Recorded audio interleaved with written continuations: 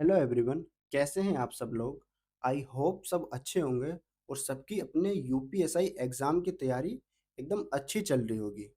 देखिए, यूपीएसआई के पेपर में सबसे बड़ा गेम होता है स्पीड का और एक्यूरेसी का। बहुत सारे स्टूडेंट ऐसे हैं जिनको नॉलेज तो बहुत अच्छी होती है, लेकिन वो एग्ज़ाम में जाके उतना अच्छा परफॉर्म नहीं कर पाते। क्यों? क्योंकि वो एग्ज़ाम में जाके उनको पता ही नहीं चलता कि किस क्वेश्चन को अभी करना है, किस क्वेश्चन को स्किप करना है और किस क्वेश्चन में कौन सी अप्रोच लगानी है। इसलिए मैं चाहता हूँ कि आप उसमें से एक ना हो। इसलिए आज हम क्वेश्चन के साथ-साथ उनका शॉर्टकट देखेंगे।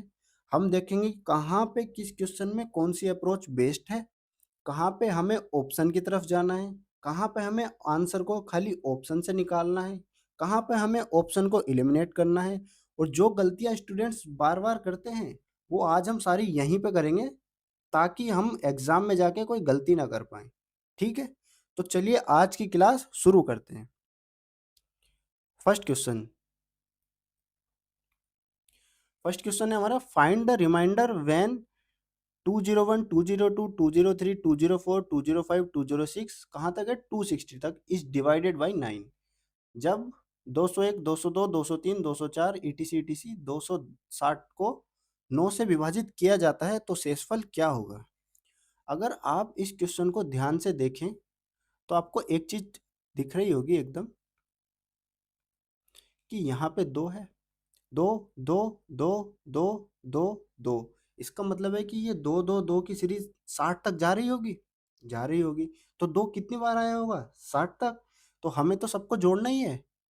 अगर हमें इन सबको जोड़ना ही है तो 2 अलग निकाल लेते हैं। तो 2 इंटू 60 60 बार आया होगा 2 प्लस अब 1, 2, 3, 4, 5, 6 ये कहाँ तक गया? 60 तक। तो 1 से लेके 60 तक ये जा रहा है। अगर हमें 1 से लेके 60 तक की संख्याओं का योग निकालना हो तो फ़ॉर्मूला क्या होता है? n+1 अपॉन 2 मतलब n की जगह यहाँ पे क्या है 60 तो 60 इंटू 61 अपॉन 2 कितना हो गया ये 30। ठीक है, तो ये इसका टोटल योग कितना आ गया 30 इंटू 61। 9 से डिवाइड करके क्या निकालना है हमें शेषफल निकालना है। शेषफल मतलब रिमाइंडर निकालना है। तो 9 से डिवाइड करके रिमाइंडर निकालने का एक सिंपल फॉर्मूला होता है। मान लीजिए एक संख्या है 26 इसको हमें 9 से डिवाइड करके रिमाइंडर निकालना है। तो 26 को जोड़ेंगे तो कितना हो जाएगा 8। अगर हम 9 से 8 को डिवाइड करें तो कितना रिमाइंडर कितना आएगा 8 आएगा। तो 9 से डिवाइड करके रिमाइंडर निकालने का फॉर्मूला यही होता है कि उस संख्या के आप डिजिट को जोड़ दो। उस डिजिट को जब आप जोड़ देंगे उसको 9 से डिवाइड करके जो रिमाइंडर आएगा टोटल संख्या को भी 9 से डिवाइड करने पर सेम ही रिमाइंडर आएगा। इसी को एक तरह से डिजिटल सम भी बोलते हैं जो आपने कहीं ना कहीं पढ़ा होगा। ठीक है, ये कितना हो गया 120 प्लस ये कितना हो गया 0 3 3 छंग 18। ठीक है, आप चाहें तो इसको एक साथ जोड़ के भी 9 से रिमाइंडर निकाल सकते हैं या दोनों को पर्टिकुलर 9 से डिवाइड करके रिमाइंडर निकाल सकते हैं। ये कितना है 2 और 1 3। 9 से 3 को डिवाइड करेंगे रिमाइंडर कितना आएगा 3। ठीक, 8 और 1 9 ये तो 9 पूरा ही हो गया। यहाँ से भी रिमाइंडर कितना आएगा 3। तो टोटल 3 और 3 कितना हो गया 6। ये हो गया आपका आंसर 6। ठीक है, इस तरह से एग्जाम में क्वेश्चन को अप्रोच करना है। पूरा इसको जोड़ने के पीछे नहीं भागना है या यहाँ से भी पूरा नहीं करना है। आप चाहते तो यहाँ से भी निकाल सकते थे। अगर आपका कॉन्सेप्ट क्लियर है जैसे मैंने अब बताया आपका कॉन्सेप्ट क्लियर हो गया होगा तो आप चाहते तो डायरेक्ट यहाँ भी 9 से डिवाइड करके इसको अलग डिवाइड करो इसको अलग डिवाइड करो और 9 से डिवाइड करके निकाल सकते थे। ठीक है, आगे चलेंगे question number 2। The LCM and HCF of two numbers are 252 and 18 respectively. If the difference between the number is 90, then what will be the sum of the numbers? दो संख्याओं का LCM और HCF 252 और 18 है। यदि संख्याओं के बीच का अंतर 90 है तो संख्याओं का योग क्या होगा? ठीक है, इस क्वेश्चन के पहले मैं आपको एक सिंपल सी अप्रोच बता देता हूँ जिससे आपका LCM HCF का थोड़ा कॉन्सेप्ट क्लियर हो। अप्रोच है कि मान लो दो संख्याएं हैं 20 और 30। ठीक है, आपको पता है इसका एचसीएफ कितना आ जाएगा 10। अगर 10 एचसीएफ आ गया तो क्या बचा अब यहाँ पे 2 बचा यहाँ पे 3 बचा। ठीक, तो इसको क्या बोलेंगे इन दोनों नंबर को? इन दोनों को बोल देंगे एक तरह से को फैक्टर। ठीक है, ये हो गए इसके को फैक्टर। इतनी बात समझ में आई? ठीक है, अगर हमें इन दोनों का एलसीएम निकालना है तो क्या निकालेंगे? अब हमें इन दोनों के बारे में सोचने की जरूरत नहीं है। एलसीएम के लिए हम सीधा क्या कर सकते हैं, ये दोनों को फैक्टर उठाओ 2 इंटू 3 इंटू और HCF उठाओ 10। ठीक है, ये सीधा एलसीएम निकल के आ जाएगा 60। समझ गए? अगर आपको एलसीएम निकालना है तो दोनों संख्याओं के कोफैक्टर इनटू एचसीएफ करके भी हम एलसीएम निकाल सकते हैं। ठीक है, चलिए ये तो हो गया कॉन्सेप्ट। अब हम आ जाते हैं सवाल पे अपने। दो संख्याओं का एलसीएम और एचसीएफ कितना है? 252 और 18 है। संख्याओं का योग बताना है। सबसे पहली बात तो मैं एक चीज बता दूं, दोनों संख्याओं का योग बताना है तो जो पहली संख्या होगी और जो दूसरी संख्या होगी दोनों 18 से कटती हैं, बिल्कुल कटती हैं। ये भी कटेगी, ये भी कटेगी। इसका मतलब इन दोनों को अगर हम जोड़ दें तो वो भी 18 से डिवाइडेड होगा, बिल्कुल होगा। तो जो ऑप्शन है वो भी 18 से डिवाइडेड होगा। ठीक है, ये नहीं होगा, ये नहीं होगा, ये नहीं होगा, खाली एक ही ऑप्शन 18 से डिवाइडेड है। पेपर में अगर हम इस चीज को हिट कर गए, हमारे दिमाग में ये चीज हिट हो गई, तो श्योरली हमारी 1 मिनट बचेगी। ठीक है, लेकिन अगर वैसे भी करेंगे तो ज्यादा टाइम नहीं लगेगा, मैं बता देता हूँ। वैसे कैसे करेंगे? एलसीएम कितना है? 252। एचसीएफ कितना है? 18। अगर मैं एचसीएफ से एलसीएम को डिवाइड कर दूं तो एलसीएम से एचसीएफ को, सॉरी, 252 को 18 से डिवाइड करूँ तो क्या आएगा? 18 का 18, 18 चौक 72। ये क्या आया? अभी हमने देखा था ये क्या है? ये है दोनों को फैक्टर का मल्टीप्लीकेशन। जो को फैक्टर हैं उनका मल्टीप्लीकेशन। ठीक है, अब इसके क्या फैक्टर कर सकते हैं हम? एक तो 2 हो सकता है और एक 7 हो सकता है। ठीक, इसके अलावा कोई और पॉसिबल नहीं है जोड़ा जो हो जाए। 1 और 14 नहीं लेंगे क्योंकि 1 तो हर एक में आ जाएगा, तो 1 और 14 वाला नहीं लेंगे। दूसरा खाली यही है, एक 2 होगा और एक 7 होगा। ठीक, तो इन दोनों के बीच का डिफरेंस कितना है? 5। 5 यूनिट की वैल्यू कितनी दी है? 90। 5 यूनिट बराबर 90, 1 यूनिट बराबर 18। ठीक है, तो टोटल 7 और 2, हमसे योग ही तो पूछा है। योग कितना हो गया? 7 और 2 9, तो 9 यूनिट बराबर 18 इंटू 9 बराबर 162। ठीक है, इस तरह से भी इसका आंसर आ सकता है। बढ़िया चीज़ है, बढ़िया क्वेश्चन है। अगर आपने कॉन्सेप्ट समझ लिया होगा तो जल्दी से कर पाएंगे। और आपने शुरू वाला कॉन्सेप्ट समझ लिया कि 18 से डिवाइडेड है तो आप पहली बार में कर लेंगे। ठीक है, आगे चलेंगे। 50% of a number is 1 more than 40% of another number. If the difference between the original number is 10, then what will be the value of the sum of the two numbers? एक संख्या का 50% दूसरी संख्या के 40% से एक अधिक है। ठीक, अगर मूल संख्याओं के बीच का अंतर 10 है तो दोनों संख्याओं के योग का मान क्या होगा? ठीक है, इस तरह का क्वेश्चन अगर एग्जाम में आता है तो मैं आपको एक चीज बता दूं, आपको यहाँ देख के पता लग रहा है कि यहाँ पे हमें इक्वेशन बनानी पड़ेगी कि पहले एक संख्या का 50% और 40% लेंगे, उनका डिफरेंस एक निकाल लेंगे, उसके बाद मूल संख्याओं के बीच का डिफरेंस 10 रखेंगे, फिर ए और बी को बराबर करेंगे और आ जाएगा। ठीक है, लेकिन हम इस क्वेश्चन को दूसरी तरह से भी कर सकते हैं। कैसे? अब आप देखेंगे आपको कोई और रास्ता नहीं दिख रहा, लेकिन आपके पास 4 रास्ते यहाँ पे भी है। जब हमें बता दिया कि दोनों संख्याओं के बीच का डिफरेंस 10 है तो हम इन सबको ऐसी संख्याओं में तोड़ सकते हैं कि बीच का डिफरेंस 10 हो जाए। ठीक है, और फिर एक का 50 और एक का 40% निकाल के देख सकते हैं कि एक आ रहा है कि नहीं, और जिसका आ गया समझ लो वही हमारा आंसर होगा। बताता हूँ कैसे, टाइम नहीं लगेगा। मान लिया 90 है। ठीक है, दोनों संख्याओं के बीच का अंतर हमें कितना करना है? 10 करना है। तो इसमें से 10 पहले घटा लो, 90 माइनस 10 बराबर 80। इसे बराबर डिवाइड कर लो, 40 40, और अब वो 10 इसको दे दो, एक किसी को भी दे दो, तो एक हो गई 40, एक हो गई 50, दोनों का सम हो गया 90, दोनों का डिफरेंस हो गया 10। ठीक, अब इसको जल्दी से चेक कर लो, एक का 50 लेना है, दूसरे का 40, तो इसका 50 कितना हो जाएगा? 20, इसका 40 कितना हो जाएगा? 20, तो ये तो बराबर हो गया। उल्टा चेक कर लें क्या? इसका 50 कितना हो जाएगा? 25, इसका 40 कितना हो जाएगा? 16। नो डिफरेंस आ गया, मतलब ये नहीं होगा। सेकंड ऑप्शन चेक करें, 110, 110 में से 10 गए 100, 100 का आधा क्या हो गया? 50, आधा क्या हो गया? 50, और 10 ये था तो 10 इसको दे दिया, ये कितना हो गया? 50, ये कितना हो गया? 60। 50 का 50% कितना हो गया? 25। 60 का 40% कितना हो गया? 24। क्या एक का डिफरेंस आया? बिल्कुल। सीधा लगाएंगे और आगे बढ़ जाएंगे। सबसे बढ़िया, सबसे बेस्ट मेथड यही है इस क्वेश्चन को एग्जाम में करने का। फालतू के इधर उधर इक्वेशन बनाने के चक्कर में नहीं पड़ेंगे। आप देखेंगे मैक्सिमम क्वेश्चन जहाँ पे इक्वेशन बनाने की नौबत आए, एक बार ऑप्शन पर नजर मार लो, वो मैक्सिमम क्वेश्चन 100% तो नहीं, लेकिन मैक्सिमम क्वेश्चन ऑप्शन से हो जाते हैं। ठीक है, आगे चलेंगे।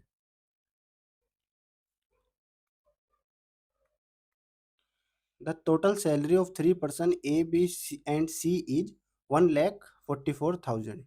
They spend 80%, 85%, and 75% respectively, and the ratio of their saving is 8:9:20. What is the salary of C? तीन व्यक्ति ए बी सी का कुल वेतन 1,44,000 है। यह क्रम से 80%, 85% तथा 75% खर्च करते हैं तथा इनके बचत का अनुपात 8:9:20 है। सी का वेतन कितना है? ठीक है। तो इस तरह के क्वेश्चन को देख के एग्जाम में क्या अप्रोच करना है, हमें एक चीज दिख रही है कि कितना खर्च किया उसका परसेंटेज दे रखा है और कितना बचा उसका रेशियो दे रखा है। तो रेशियो लिख लें क्या एक बार, A ratio B ratio C, किसका सेविंग्स, कितना रेशियो है 8:9:20। ठीक है, ये है इसकी सेविंग्स 8, इसकी ए की सेविंग कितनी है 8। 8 क्यों है? क्योंकि उसने 80% खर्च कर दिया तब उसके पास 8 बचे। तो परसेंट में कितने बचे उसके पास 20%। ठीक है, तो मतलब 20% की उसने बचत की तब जाके उसके पास 8 यूनिट बची।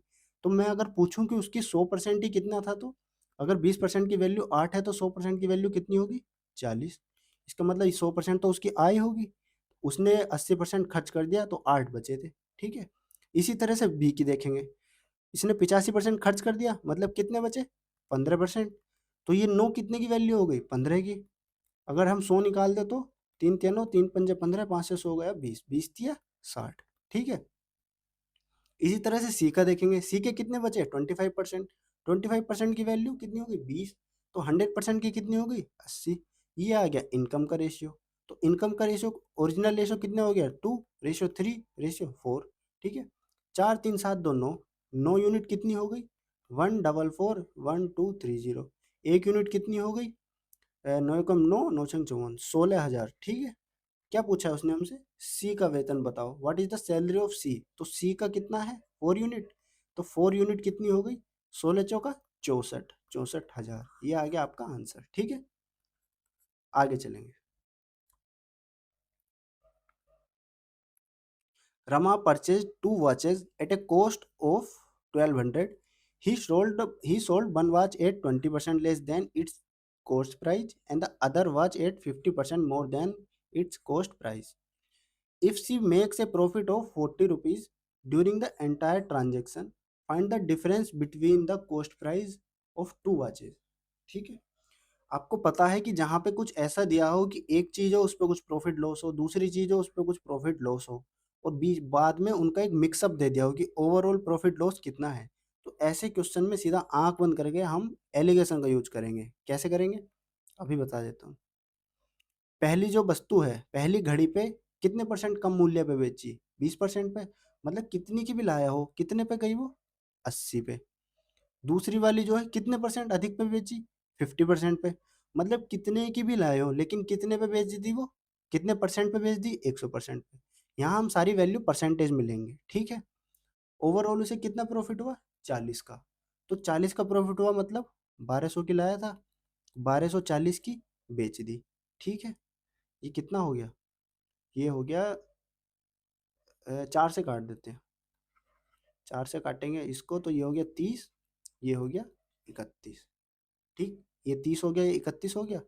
तो ये कितने परसेंट इसने ज़्यादा पर बेची, अगर हम यहाँ पे देखें इसने कितने परसेंट इसको ज़्यादा पर बेचा, तो 31/30 इंटू 100, एक जीरो से एक जीरो कट गया, मतलब उसने उसको 310/3% पर बेचा।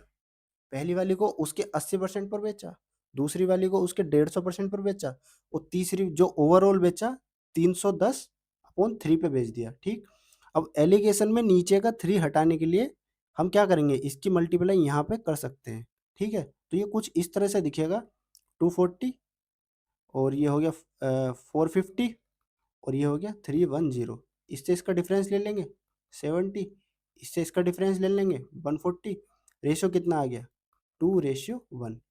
ठीक है, ये एक पहली वॉच की बात हो गई, ये दूसरी वॉच की बात हो गई। ठीक, 2 और 1 3, 3 यूनिट की वैल्यू 1200, 3 यूनिट बराबर 1200, 1 यूनिट बराबर 400। क्या पूछा है, दोनों घड़ियों के लागत मूल्य के बीच का अंतर।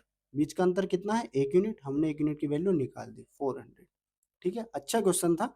एलिगेशन से करेंगे, सीधा हो जाएगा, ज़्यादा इधर-उधर सोचने की ज़रूरत नहीं है, सीधा एलिगेशन लगाएँगे, आगे बढ़ेंगे, ठीक है? देखिए, इस क्वेश्चन को ध्यान से देखेंगे क्योंकि यूपीएसआई के एग्ज़ाम में इस क्वेश्चन के पूछे जाने की पॉसिबिलिटी ज़्यादा होती है, क्योंकि इसका कॉन्सेप्ट बहुत अच्छा है। How many amount should Stellar deposit every month in a bank offering 10% simple interest if she wants to get 3,324 after 3 years? 10% साधारण ब्याज दे रहे बैंक में स्टेला को हर महीने कितनी राशि जमा करनी चाहिए अगर वह चाहती है कि 3 वर्ष बाद से 3,324 रुपये मिले? ठीक है, पहली बात, यहाँ पर 10% साधारण ब्याज की दर दी है, ठीक है, लेकिन ये नहीं बोला कि दर वार्षिक है कि मंथली है। अगर ऐसा नहीं बोला है तो हम दर को वार्षिक ही मान के चलेंगे, वार्षिक मतलब एनुअली मान के चलेंगे। तो आर इज इक्वल टू कितना हो गया, 10%। लेकिन 10% तो ये एनुअली है, अगर इसको मंथली बनाए तो कितना हो जाएगा, 10/12%। ठीक है, और अगर इसको फ्रैक्शन में कन्वर्ट करें तो 10/12 × 100, तो कितना हो गया, 1/120। अब यहाँ पर साधारण ब्याज का ईएमआई वाला कॉन्सेप्ट आई होप सबने पढ़ा होगा, मैं थोड़ा सा फिर भी रिवाइज करा देता हूँ। मान लीजिए ये यहाँ है 120, 120, 120, हर महीने आप 120 रुपये उसको देते हैं ईएमआई के रूप में, ठीक है। लेकिन आपने फर्स्ट ईएमआई नहीं दी, ये फर्स्ट नहीं दी, तो आपको यहाँ पे देनी पड़ेगी ईएमआई। लेकिन जब आप 1 महीने का लेट करेंगे तो वो 1 महीने का ब्याज आपसे लेगा, कितना लेगा, 1 रुपया, ठीक है। अगर आप यहाँ पे देंगे इसको तो 120 प्लस 1 आपको 121 रुपये देने पड़ेंगे, ठीक। इतनी बात आपको समझ में आ गई। अगली बात, मान लीजिए आपने यहाँ पर भी नहीं दिया, यहाँ पर भी नहीं दिए पैसे, तो आपको इस महीने का ब्याज देना पड़ेगा। लेकिन अब इस वाले 120 पर भी देना पड़ेगा, 121 पर नहीं देना पड़ेगा, क्योंकि ये चक्रवृद्धि ब्याज नहीं है कि ब्याज पर भी ब्याज लगे, 1 रुपये पर ब्याज नहीं लगेगा, ब्याज 120 पे ही लगेगा, ठीक है। तो आपको यहाँ पर इस वाले 120 पर ब्याज देना पड़ेगा और इस वाले 120 पर ब्याज देना पड़ेगा, क्योंकि यहाँ पर भी तो देनी थी एक ईएमआई, आपने नहीं दी, तो आपने 2 ईएमआई नहीं दी, तो यहाँ पर 2 रुपये का ब्याज लगेगा। मान लीजिए आपने यहाँ पर भी नहीं दिया, 3 ईएमआई नहीं दी, तो 3 रुपये का ब्याज लगेगा। आ गई बात समझ में? अगर आप यहाँ पे देंगे तो 121, सॉरी हाँ, यहाँ पर देंगे तो 121, यहाँ पे देंगे तो 122, 3 महीने बाद देंगे तो 123, 4 महीने बाद देंगे तो 124। टोटल कितने महीने हैं, 3 वर्ष बाद देने हैं, मतलब 36 महीने हैं, ठीक है। ऐसे ही करके अगर आप 36 महीने बाद देंगे या लास्ट के महीने में ही जाके पैसे देंगे, तो आपको 36 के 36 महीने का ब्याज जोड़ के देना पड़ेगा। मान लीजिए पहले महीने बाद 121 देना था, दूसरे बाद 122, तीसरे बाद 123, चौथे के बाद 124, तो सीधा हम हिसाब लगा सकते हैं कि 36 के बाद कितना होगा, 120 प्लस 36, तो ये हो गया 156। लास्ट के महीने में आपको 156 देना पड़ेगा, ठीक है। तो ओवरऑल आपको इतना अमाउंट उसको देना पड़ेगा। अगर हम इस सबको जोड़ लें तो कितना आएगा, सबको जोड़ने का फॉर्मूला होता क्या है, n/2 a प्लस एल, जहाँ पर n होता है टोटल नंबर ऑफ संख्याएं कितनी है, a होता है फर्स्ट वाला नंबर और l होता है लास्ट वाला नंबर, ठीक है। n/2 मतलब 36/2, a फर्स्ट वाला 121 प्लस l लास्ट वाला 156, ठीक है। तो कितना हो गया, 18 इंटू 6 और 1 7, 5 और 2 7, 1 और 1 2, इतना हमको उसको टोटल अमाउंट देना पड़ेगा। लेकिन क्वेश्चन के अकॉर्डिंग कितना देना है, 3 3 2 4, और हमें अपने अकॉर्डिंग कितना देना है, 18 × 2 7 7, ठीक है, इतना देना है। हमने अपने अकॉर्डिंग कितना उसको ईएमआई दी, 120, ठीक। इसको सोल्व करेंगे, इसको सोल्व करेंगे तो निकल के आ जाएगा कि हमें क्वेश्चन के अकॉर्डिंग उसको कितनी ईएमआई देनी है, ठीक है। मुझे यहाँ पे दिख रहा है 6 से कट रहा है, 6×3 = 18, ये गया 20 बार, ठीक है। 3 से ये गया, 3 × 1 = 3, 3 × 1 = 3, 0 8, 3 × 8 = 24। अब मैं देख रहा हूँ 7 के पहाड़े में 8 कब आएगा, 4 बार। तो मैं सोच के देखता हूँ 4 बार जाएगा क्या, 7 × 4 = 28, 27 × 1 = 108 और 2 110, ठीक। ये इससे पूरा पूरा 4 बार चला जाएगा, तो 4 ये बचा, 20 ये बचा, 20 × 4 = 80, 80 यहाँ पर हमारा आंसर आ जाएगा। ठीक है। आई होप ये कॉन्सेप्ट आपको समझ में आया हो, लेकिन इतना सब कुछ नहीं करना एग्जाम में। मैंने आपको समझाने के लिए ये सब कुछ लिखा है, ये सब कुछ इतना नहीं करना। खाली यहीं से शुरू कर देना है कि यहाँ पहले महीने 121, दूसरे महीने 122 और लास्ट के महीने में जाके 156। ठीक है। फिर सबको जोड़ के सीधा कंपेयर। ठीक है, आगे चलेंगे।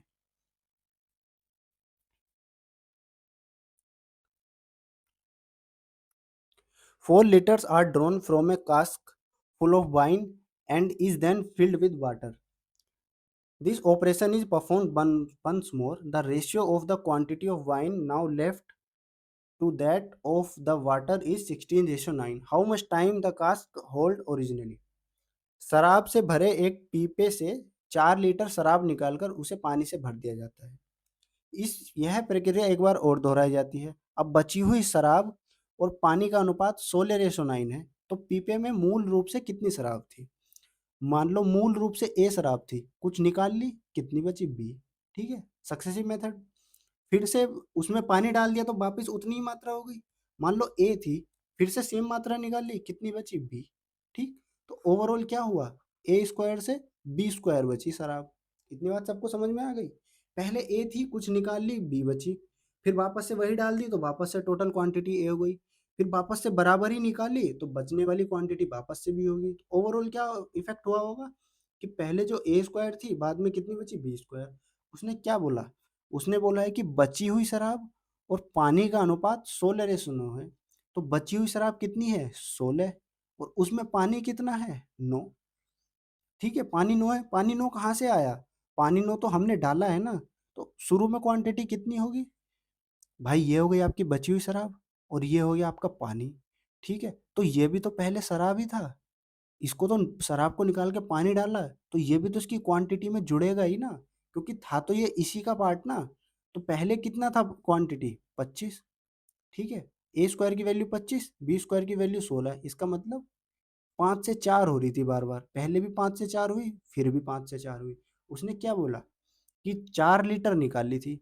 हमने कितने यूनिट निकाल ली? 1 यूनिट। 1 यूनिट की वैल्यू हो गई 4, 5 यूनिट की वैल्यू हो गई 20 और 4 यूनिट की वैल्यू हो गई 16। उसने क्या पूछा? पीपे में मूल रूप से कितनी शराब थी? 20 लीटर थी। ये आ गया आंसर। आगे बढ़ेंगे। X, Y and Z enter into a partnership. X contributes one third of the whole capital while Y contributes as much as X and Z together contribute. If the investment is 93,000, how much would Z receive? X, Y और Z एक साझेदारी करते हैं। X पूरी पूंजी का 1/3 योगदान देता है, जबकि Y के योगदान के बराबर X और Z मिलकर योगदान देते हैं। यदि 93,000 की पूंजी निवेश की जाती है, तो वर्ष के अंत में जेड को कितना मिला होगा? ठीक है, तो यहाँ पे इनका रेशियो बनाने की कोशिश करते हैं, एक्स वाई और जेड। एक्स ने क्या किया? पूरी पूंजी का 1/3 योगदान दिया। मतलब पूरी अगर 3 थी तो एक्स ने कितना दिया? 1। ठीक है, जबकि वाई का योगदान के बराबर एक्स और जेड मिलकर योगदान देते हैं। इसका मतलब समझे आप? इसका मतलब ये है कि बाई ने जितना योगदान दिया, एक्स और जेड ने मिलकर योगदान दिया। इसका मतलब है कि बाई ने कितना योगदान दिया? आधा योगदान दिया। मतलब 2 में से 1 उसने दिया, 1 एक्स और जेड ने मिलके दिया। ठीक है, तो हम टोटल अमाउंट कितना मान लें, ऐसा कि ये दोनों कंडीशन आराम से सेटिस्फाई कर सके। टोटल मान लेते हैं 3 इंटू 2 6। ठीक है, अब इसने क्या बोला? एक्स ने पूरी पूंजी का 1/3 दिया, 1/3, तो इसका 1/3 कितना हो जाएगा? 2। वाई ने कितना दिया? आधा। कितना हो गया? 3। कितना बचा अब? 1। इसने बोला है वर्ष के अंत में जेड को कितना मिला होगा। ठीक है, हमने कितना माना? 6, 3 2 5 और 1 6। 6 यूनिट बराबर 93,000। 1 यूनिट बराबर कितनी बार जाएगा? 6 एकम 6, 6 पंजे 30, 6 पंजे 30। ठीक है, जेड को कितना मिला? 1 यूनिट। 1 यूनिट बराबर 15,500। ठीक है, आगे चलेंगे। ये भी अच्छा क्वेश्चन है। X can finish a job in 131 days. He worked for 47 days alone and the remaining work was completed by in 84 days. How many days both would together take to complete the entire job? X एक कार्य 131 दिन में पूर्ण कर सकता है। वह 47 दिनों तक अकेले कार्य करता रहा। शेष कार्य को बाई 84 दिनों में पूर्ण किया। दोनों को एक साथ संपूर्ण कार्य को पूरा करने में कितने दिन का समय लगेगा? ठीक। अब आप यहाँ पर अगर देखेंगे एक्स कितने दिन में कर सकता था? 130 दिन में। ठीक है। वह 47 दिन तक अकेले करता रहा। उसने 47 दिन तक अकेले करा। तो उसके कितने दिन का काम बचा? 11 में से 7 गए 4, 12 में से 8 गए 12 में से 4 गए 8। तो एक्स के 84 सॉरी ऐसे लिख देता हूँ, एक्स के 84 डेज का जो काम था, बाई ने उसको कितने दिन में पूरा किया? शेष कार्य था। जो शेष कार्य था वो एक्स जो छोड़ के गया वही तो था। एक्स अपने 84 दिन के काम छोड़ के गया था और बाई ने उसे 84 दिन में पूरा कर दिया। इसका मतलब तो एक्स और वाई की एफिशिएंसी बराबर ही हो गई। इसकी भी एक हो गई, इसकी भी एक हो गई। क्यों एक हो गई? क्योंकि एक्स का 84 दिन का काम बचा था, बाई ने 84 दिन में कर दिया। ठीक है। अब ये क्या बोल रहा है? एक्स पूरे काम को कितने दिन में करता था? 131 दिन में। अगर इसकी एफिशिएंसी एक है तो 131 दिन में कितना काम करेगा ये? 131 काम करेगा। ये हो गया आपका टोटल वर्क। वो बोल रहे हैं कि अगर दोनों मिलके काम करें तो पूरा कार्य करने में कितने दिन लगेंगे? भाई 131 काम है, एक इसकी एफिशिएंसी है, एक इसकी एफिशिएंसी है, दो की एफिशिएंसी से करना है। 65 दूनी 130 होते हैं, मतलब 65.5 65.5 दिन लगेंगे। ठीक है। आई होप ये कॉन्सेप्ट आपको समझ में आया होगा अच्छे से। आगे चलेंगे। The average weight of A kabaddi team of 139 player is 89 kg. If the weight of the manager is included, then the average increase by 1 kg. Find the weight of the manager. देखिए इस सवाल को करने का सबसे बढ़िया मेथड, मतलब इस टाइप के और सवाल भी सिर्फ एक मेथड से हो जाएंगे और एवरेज में ये मेथड बहुत काम का है। कौन सा? 139 प्लेयर थे। ठीक है। एवरेज वजन 89, एक और शामिल हो गया तो प्लेयर कितने हो गए? 140। एवरेज वजन कितना हो गया? एक बढ़ गया, तो यहाँ पर भी एक बढ़ा दो। ठीक है। अब यहाँ पर देखो कितना बढ़ा? एक। यहाँ पर कितना बढ़ा? एक। इस 139 की मल्टीप्लाई इस एक से कर दो, 139। इस 90 की मल्टीप्लाई इससे कर दो, 90। ठीक। दोनों को जोड़ेंगे तो 9, 13 और 9 22। सीधा आंसर निकालने का सबसे आसान तरीका इस सवाल को करने का बेस्ट यही है। समझ गए? या फिर अगर आपको वैसे समझना है तो वैसे समझ लो। औसत वजन कितना था? भाई 89 था औसत वजन। तो सबका औसत वजन 89 था। अब जो नया खिलाड़ी आया उसको क्या करना है? उसको सबका औसत वजन कितना बढ़ाना है? 1 बढ़ाना है। तो 1 बढ़ाने के लिए उसको क्या करना पड़ेगा? 139 के 139 खिलाड़ियों में उसे एक-एक बाँटना है, तो उसे 139 केजी ज़्यादा लाना पड़ेगा इससे। समझ रहे हैं? उसको 139 खिलाड़ियों का औसत वजन 1 बढ़ाना है, तो उसको 89 से 139 ज़्यादा लाना पड़ेगा, लेकिन वो खुद भी तो आ रहा है। अगर वो खुद भी 89 का लेके आएगा तो इन्हीं के बराबर हो जाएगा। उसको खुद का भी 1 वज़न ज़्यादा लाना पड़ेगा, 1 किलो ज़्यादा लाना पड़ेगा। तो ओवरऑल इसको 1 ज़्यादा और लाना पड़ेगा, मतलब उसको इस 89 से 140 और ज़्यादा लाना पड़ेगा। तो यहाँ से भी यही आ जाएगा। ठीक है? दोनों तरह से मैंने कॉन्सेप्ट आपको समझा दिया, लेकिन करना आपको इस तरह से। आगे चलेंगे। Find the number of factors in 44100। 44100 में गुणनखंडों की संख्या ज्ञात कीजिए।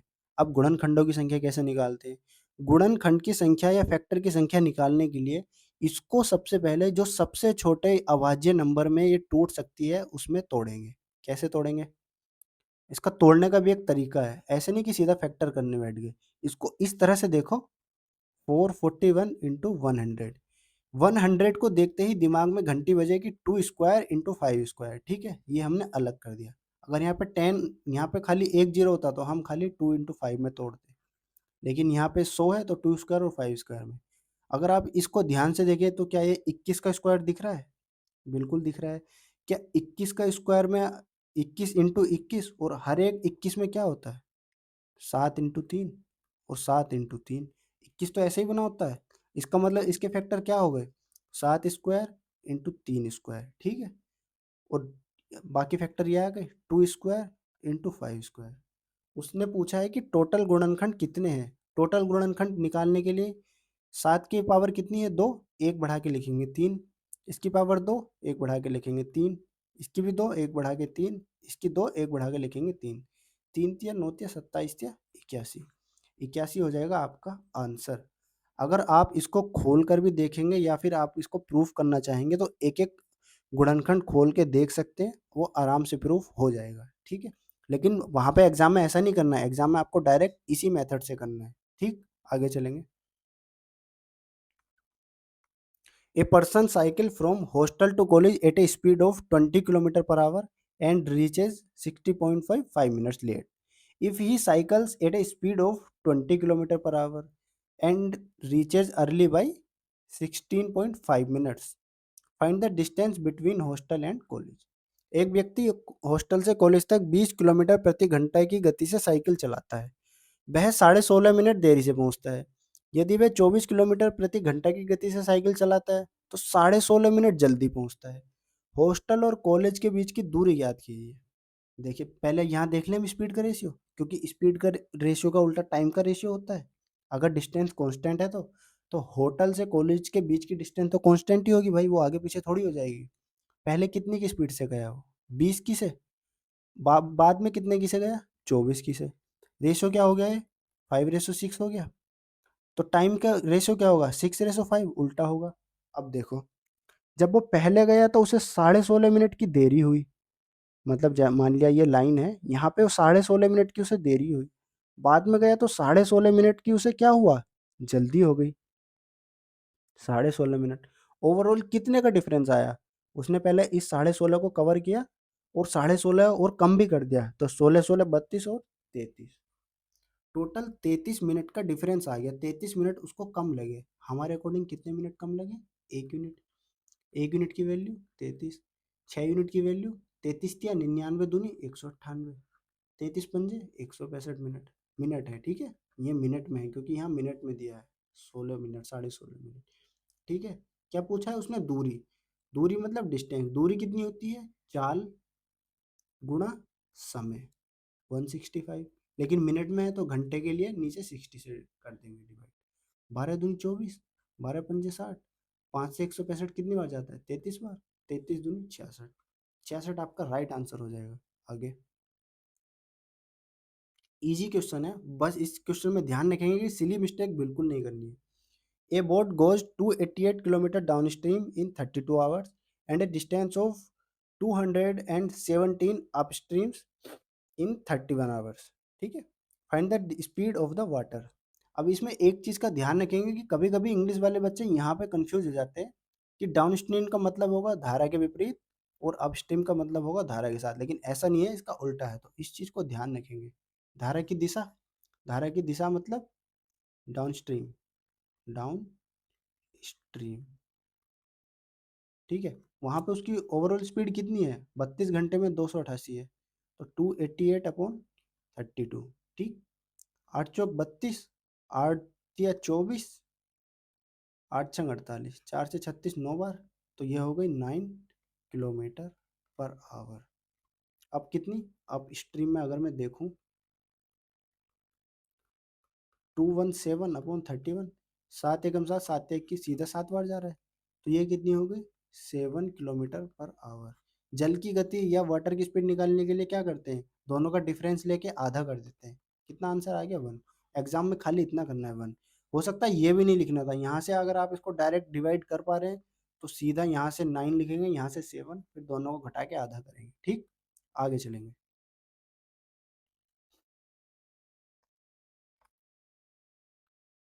The length, breadth, and height of a room in the shape of a cuboid are increased by 10%, 15%, and 20% respectively. Find the percentage change in the volume of the cuboid. घनाभ के आकार के एक कमरे की लंबाई, चौड़ाई और ऊंचाई क्रम से 10%, 15% और 20% बढ़ा दी जाती है। घनाभ के आयतन में प्रतिशत परिवर्तन कितना है कीजिए। देखिए इस क्वेश्चन को करने के 2 से 3 तरीके हैं। पहला तो ये है कि पहली कितनी बढ़ाई? 10%, 10 से 11। दूसरी कितनी बढ़ाई? 15%, 15% मतलब 3/20, 20 से 23। तीसरी कितनी बढ़ाई? 20%, 5 से 6। कितनी बढ़ा दी ओवरऑल? 20 पंजे 100 से 10, 1000, ठीक है? और ये कितनी हो गई? 23 138। 138 इंटू 11 करना है तो 138 138 8, 8 3 11, 13 1 14 1 15, 1 5 1 8। आप देखेंगे कितनी बढ़ गई, 518 कितने पर, 1000 पर, कितने परसेंट बढ़ गई, 2 जीरो से 2 जीरो गए, ये हटाना है तो यहाँ पर पॉइंट 51.8। या फिर दूसरा तरीका क्या है, A plus B plus A B upon 100, अगर दो परसेंटेज को मिलाकर एक बनाना है तो ये बेस्ट मेथड है। पहले 10 और 20 पे लगा दें, 10 प्लस 10 इंटू 20 अपॉन 100, 20 और 10 30, और यहाँ से 200/100 दो आ जाएगा 32, 32 और 15 पे लगा दे तो 32 प्लस 32 इंटू 15 अपॉन 100, ठीक है।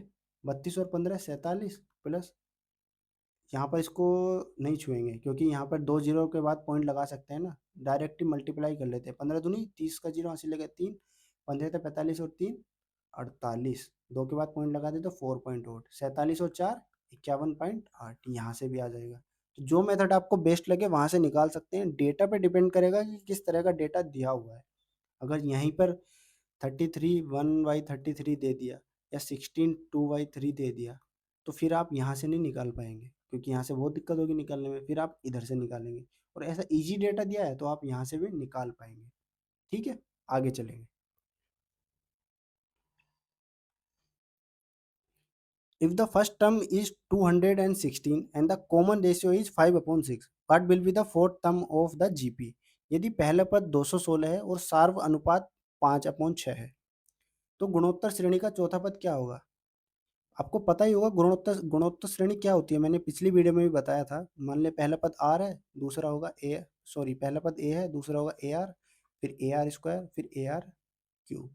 एक पर्टिकुलर नंबर से मल्टीप्लाई होती जाती है, यहाँ आर हुई, यहाँ आर हुई, यहाँ आर हुई। इस आर को क्या बोलते हैं, सार्वनुपात, ठीक है। तो यहाँ पर उसने हमें पहले ही दे दिया, उसने बोला है कि पहला पद क्या है 216, वो सार्वनुपात क्या है 5/6, तो चौथा पद क्या होगा, चौथा पद क्या होगा, ये पहला हो गया, दूसरा हो गया, तीसरा हो गया, चौथा हो गया, चौथा क्या होगा ए आर क्यूब। मतलब अगर चौथा पद है तो आर क्यूब होगा, ठीक है, क्योंकि हमने यहाँ पे आर नहीं लगाया था तो चौथे पद पे 3 आर आ जाएंगे। तो ये 5/6 है तो 5/6 से 3 बार मल्टीप्लाई कर देंगे, 5/6 5/6 5/6, 6 इससे गया ये, कितना बचा टोटल, 5 पंजे 25 पंजे 125, ठीक है। ये हमारा आंसर आ जाएगा। इजी क्वेश्चन था, खाली आपको कॉन्सेप्ट पता है तो बिल्कुल इजी था। नेक्स्ट क्वेश्चन आ गया समांतर श्रेणी पर, ये भी उसकी छोटी बहन है गुणोत्तर श्रेणी की। What is the sum of the first 14 terms of an AP whose 10th and 6th terms are 27.25 and 23.25 respectively. उस समांतर श्रेणी के पहले 14 पदों का योगफल क्या है जिसका 10वां और छठा पद क्रम से 27.25 एंड 23.25 है। छठे पद का क्या मतलब है, 1+5d इज इक्वल टू 23.25। 10वें पद का क्या मतलब है, 1+9d बराबर 27.25। आपको पता है अगर मैं इसमें से इसे घटा दूं, ए से कट जाएगा, 9 में से 5 गए 4, डी बराबर 4। डी की वैल्यू कितनी आ गई 1। अगर डी की वैल्यू 1 है तो मैं यहाँ पर अगर डी की वैल्यू रख दूँ तो ए की वैल्यू कितनी आ जाएगी, 23 में से 5 गए 18.25, ठीक है। अब मेरे पास ए की वैल्यू आ गई और डी की वैल्यू आ गई। अब क्या पूछा है उसने, पहले 14 पदों का योगफल कितना है। 14 पदों का योगफल निकालने के लिए फॉर्मूला क्या है, n/2 into 2a plus n-1 into D. N मतलब टोटल पद कितने हैं 14, 14/2, 2a मतलब पहला पद, पहला पद मतलब ए की वैल्यू ये रही, 2 इंटू 18.25 कितना होगा, 18 दूनी 36 और 25 दूनी 50, मतलब 36.5 हो जाएगा ये। n-1, 14 में से एक गया 13, ठीक है। 13 इंटू डी कितना आ गया 1, ये आ गया। तो ये कितना आ गया 7 इंटू 36 और 13 कितना हुआ 49.5। अगर हम इसका मल्टीप्लाई कर लें तो 7 पंजे 35 और 49 कितना होता है 343, और जो हमने 3 पहले हासिल आया था वो जोड़ दिया 346.5। ठीक है, अच्छा क्वेश्चन है, आगे चलेंगे। A shopkeeper bought 360 kg of rice at a rate of 135 per kg. He sold 80% of the total quantity at a rate of 200 per kg. At what price per kg should he sell the remaining quantity to make 80 overall percent 80%? एक दुकानदार ने 360 kilo चावल 135 रुपये प्रति kilo की दर से खरीदा। उसने कुल मात्रा का 80% 200 रुपये प्रति किलोग्राम की दर से बेचा। 80% समग्र लाभ प्राप्त करने के लिए उसे शेष मात्रा प्रति किलोग्राम कितने मूल्य पर बेचना चाहिए। ठीक है, ऐसे क्वेश्चन मैं एक पहले भी करा चुका हूँ। ऐसे क्वेश्चन करने की बेस्ट ट्रिक है जो मैंने बताई थी, ट्रिक तो नहीं, एक मेथड है वो, ऐसे कोई ट्रिक नहीं है। पहले तो ये नहीं करना है कि 360 इंटू 135 टोटल निकाला, फिर उसका 80% निकाला चावल का, उसे 200 की दर से बेचा, फिर बचे हुए पे 80% निकालने के लिए उसका डिफरेंस निकाल के हिसाब लगाया। इतना नहीं करना। खाली मैं जो बता रहा हूँ एक चीज़ ध्यान से सुनेंगे।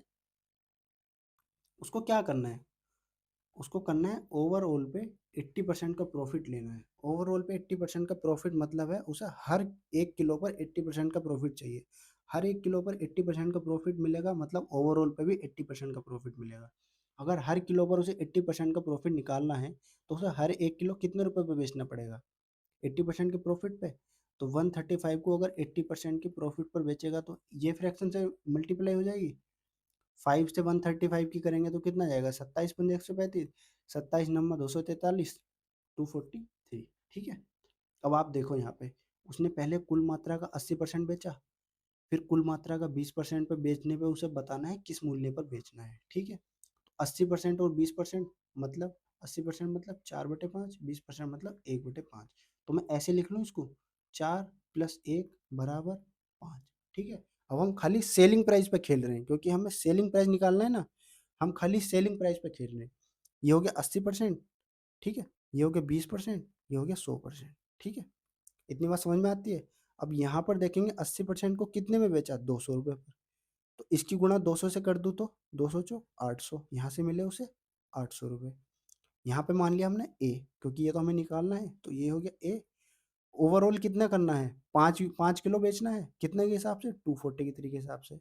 इसकी मल्टीप्लाई कर दो 243, 3 पंजे 15 का 5, हाथ से लगाए 24 पंजे 120 और एक 121। तो यहाँ से ए की वैल्यू कितनी आ गई, अगर मैं 1215 में से 800 घटाऊँ, 415। ठीक है, ये आ गया आपका आंसर। इस सवाल को करने का एग्जाम टाइम में बिना किसी ज़्यादा कैलकुलेशन के सबसे बेस्ट मेथड ये रहा। आगे चलेंगे।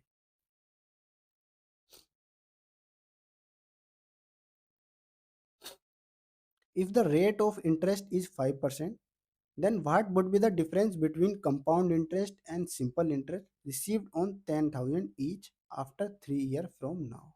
ठीक, इस सवाल को करने के भी दो तीन तरीके हैं जो वेरी करते हैं डेटा टू डेटा, कि ऐसे डेटा पे कौन सा क्वेश्चन कौन से मेथड अप्लाई करना है। मान लिया यहाँ पे रेट कितनी है, 5%। 5% की फ्रैक्शन वैल्यू 1/5। ठीक है, इतनी बात। 5% की फ्रैक्शन वैल्यू 1/20, सॉरी। ठीक है, 3 वर्ष की बात की है तो 20 की क्यूब से 21 की क्यूब, ये हो जाएगा चक्रवृद्धि ब्याज के लिए, मतलब 8,000 से 9261। तो ये सी आई कितना हो गया, सी आई हो गया आपका 1261। और अगर ऐसा ही निकाल लूँ तो 1 साल का 5%, 3 साल का 15%, इसका अगर मैं 15% निकाल दूँ तो कितना हो गया, 1200। ठीक है, ये हो गया एस आई। इसका मतलब है अगर मूलधन 8,000 है तो डिफरेंस कितना है, 61। ठीक है, तो अगर मूलधन 10,000 होगा तो फिर डिफरेंस कितना हो जाएगा, तो 10,000/8,000 तो 61।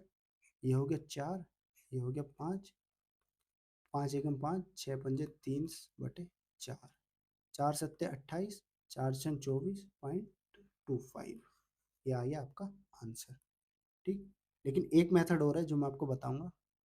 एक इससे तो हो गया, इस वाली मेथड से हो गया।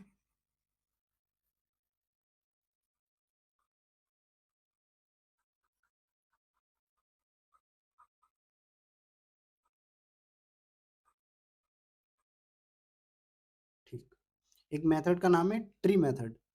5% is equal to 1/20। Tree method इस टाइप के क्वेश्चन को करने के लिए one of the best method है। 3 साल की बात की है तो 20 का क्यूब कर देंगे, टोटल हो गया 8,000। ठीक है, 1 2 3, इसका 5% निकालने तो कितना आएगा, 400। यहाँ पर भी 400, यहाँ पर भी 400। ठीक है, ये फर्स्ट ईयर है, ये सेकंड ईयर है, ये थर्ड ईयर है। ठीक है, यहाँ पर सेकंड ईयर में इस पे ब्याज लगेगा, इस पे तो लगा ही लगा, 8,000 का तो 400 आ गया, लेकिन चक्रवृद्धि ब्याज होगा तो इस पे भी लगेगा। इसका 5% कितना होगा? 20। थर्ड ईयर में इस पे भी लगेगा 20, इस पे भी लगेगा 20 और इस पे भी लगेगा 1। ठीक है, 20, 40, 60 और 61, ये आ गया तीनों का डिफरेंस 61। कैसे आ गया? ये जो ओवरऑल सारा है ये तो होगा आपका कंपाउंड इंटरेस्ट मतलब सीआई। ठीक है, ये जो खाली इस ऊपर ऊपर का है 400 400 400, क्योंकि सिंपल इंटरेस्ट बराबर ही होता है तीनों साल, ये हो गया आपका सिंपल इंटरेस्ट, ये हो गया 1200। ठीक है, तो हम सारे को जोड़ें, फिर खाली ऊपर वाले को जोड़ें और डिफरेंस निकालें, उससे तो अच्छा यही है, सीधा हमें डिफरेंस दिया हुआ है। ये कितना हो गया? 61। पहले भी हमारा 61 ही आया था। अब इसकी 8,000 से 10,000 का सीधा कंपैरिजन करके 61 से पिछला वाला डेटा आ गया सेम, तो हम आगे ऐसे ही कर सकते हैं। ठीक है, आगे चलेंगे। 10 years from now, a father will be twice as old as his son. 10 years ago, the father's age was 6 times more than son's age. After how many years from now will the ratio of their ages be 3:2? क्या कह रहा है सवाल में? ये हो गया father, ये हो गया सन। 10 साल बाद एक पिता की उम्र उसके बेटे की उम्र की 2 गुनी हो जाएगी। पिता की उम्र उसके बेटे की उम्र की 2 गुनी हो जाएगी। कितने साल बाद भाई? 10 साल बाद। ठीक है, 10 साल पहले पिता की उम्र बेटे की उम्र से 6 गुना थी। 10 साल पहले भाई पिता की उम्र बेटे की उम्र से 6 गुना थी, ये हो गया 6 गुना। ओवरऑल कितने का डिफरेंस आया भाई? ओवरऑल कितने का डिफरेंस आया? ये 10 साल पहले की उम्र है, ये आज से 10 साल बाद की उम्र है। कितने का डिफरेंस आ गया? 20 का। ये क्रॉस प्रोडक्ट मेथड हो सकता है आपको पता हो मैक्सिमम बच्चों को, अगर नहीं पता तो यहाँ पे सीख लेंगे। अब यहाँ पे इसकी क्रॉस मल्टीप्लाई करेंगे और अंतर ले लेंगे। 6 एकम 6, 2 एकम 2, बड़े में से छोटा घटा दो, 6 में से 2 गए 4, ये आ गया 4 यूनिट। सेम यहाँ पे करेंगे, 20 छक 120 और 20 एकम 20। ठीक है, 120 में से 20 गए 100, तो 1 यूनिट की वैल्यू कितनी आ गई? 4 यूनिट बराबर 100, 1 यूनिट बराबर 25। ठीक है, तो यहाँ पर इसकी सीधी मल्टीप्लाई कर देंगे, 25 दूनी 50, 25 एकम 25। ये आ गई फादर और सन की एज। हमने इस वाले रेशो में मल्टीप्लाई की, तो इस वाले रेशो का मतलब ये वाली वैल्यू हमारे पास आई। ठीक है, ये 10 साल बाद की बात, 10 साल बाद की बात कर रहा था रेशियो, तो करंट एज कितनी हो जाएगी? Current age is equal to 25 - 10 40, father की हो गई। सॉरी, 50 - 10 40 फादर की हो गई और 25 - 10 15 सन की हो गई। वो बोल रहा है कि अब से कितने वर्ष बाद उनकी आयु का रेशियो 3:2 होगा। ठीक है, कितने वर्ष बाद उनकी आयु का रेशियो 3:2 होगा? हम यहाँ से बाई ऑप्शन चले जाएं, जाके देख लें। फादर की आयु 3 करनी है, सन की आयु 2 करनी है, तो अगर हम 40 में 25 जोड़ेंगे तो कितना हो जाएगा? 65। 3 तो हो ही नहीं सकता, 3:2 बनाना है। 40 में 35 जोड़ें कितना हो जाएगा? 75। 15 में 35 जोड़े कितना हो जाएगा? 50। तो क्या 3:2 बन रहा है? बिल्कुल बन रहा है। ये हो जाएगा हमारा आंसर। ठीक, आगे बढ़ेंगे। अच्छा क्वेश्चन है, थोड़ा कॉन्सेप्चुअल क्वेश्चन है तो इजी है लेकिन कॉन्सेप्ट थोड़ा अच्छा है। Shyam bought a pack of 16 pens and got 4 pens free with it. He marked its price 20% above the cost price. If he did not give any discount and sold all 20 pens at this price, what was the profit percentage? Shyam ने 16 रुपए का एक pen खरीदा, 16 रुपए के 16 pen खरीदे मतलब, और उसके साथ उसे 4 पेन मुफ्त मिले। उसने उसका मूल्य क्रय मूल्य से 20% अधिक अंकित किया। चलो, यदि उसने कोई छूट नहीं दी तो सभी 20 पेन इसी कीमत पर बेच दिए। हाँ, उसका लाभ प्रतिशत कितना है? लाभ प्रतिशत निकालना बहुत आसान है। कैसे है बताता हूँ। मान लो 16 पेन है, 16 पेन, मान लो एक पेन का रेट 1 रुपया है, तो 16 पेन कितने रुपए के होंगे? 16 रुपए के होंगे। इतनी बात समझ में आ गई? उसे मिल गए 4 पेन और 4 पेन एक्स्ट्रा मिल गए, तो पेन कितने ले आया वो? 20 पेन ले आया वो, 20। ठीक है, पैसे उसके 16 ही खर्च हुए, पेन वो ले आया 20, तो 20 पेन का रेट होता कितना है वैसे? 20 रुपए। गए उसके 16 ही हैं, लेकिन 20 पेन का रेट तो 20 रुपये है। ठीक है, बेचेगा तो भाई सबको सेम ही है ना, वो बेचेगा तो सबको सेम ही, फ्री वालों को भी बेचेगा ही। अब वो क्या कह रहा है, उसने उनका मूल्य क्रय मूल्य से 20% अधिक अंकित कर दिया। अब 20 रुपए के लाया था, अब उसने इनको क्या करा, 20% ज्यादा मार्क कर दिया इसका प्राइस। तो 20 रुपए को अगर हमने 20% ज्यादा कर दिया तो 5 से 6 हो गया, मतलब 5 चौक 20, 6 चौक 24। ठीक है, लाया तो 20 रुपए का था, लेकिन 24 रुपए उसने मार्क कर दिया। यदि उसने कोई छूट नहीं दी, अगर उसने मार्क्ड प्राइस पर कोई छूट नहीं दी, तो यही भाई उसका एसपी हो जाएगा। भाई उसने 24 रुपये उस पर मार्क कर दिए और कोई छूट नहीं दी, तो मतलब 24 पे बेच दिए उसने सारे पेन। तो उसका लाभ प्रतिशत कितना क्या था, शुरू में देखो उसके कितने रुपए गए थे, 16 रुपए के 16 पेन लाया था। हालांकि पेन उसके 20 रुपए के मिल गए थे, और ऊपर से उसने और उस पर बढ़ा दिए 4 रुपए, तो टोटल 24 में उसने बेच दिए। 16 से 24 में बेच दिया, 8 का प्रॉफिट हो गया। 16 पे कितने परसेंट हुआ, 8 दूनी 16, 2 से 100 गए 50, 50% का प्रॉफिट। ठीक है।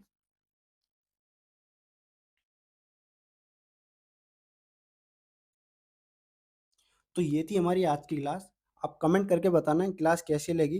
अगर किसी भी सवाल में या किसी भी कॉन्सेप्ट में कोई डाउट आया या कोई भी क्वेश्चन आया, तो कमेंट करके ज़रूर बताएं कि मेरा ये डाउट है या यहाँ पर ये चीज़ कैसे होगी।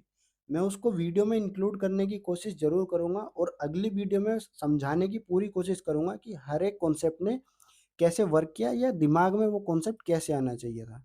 ठीक है, तब तक के लिए धन्यवाद।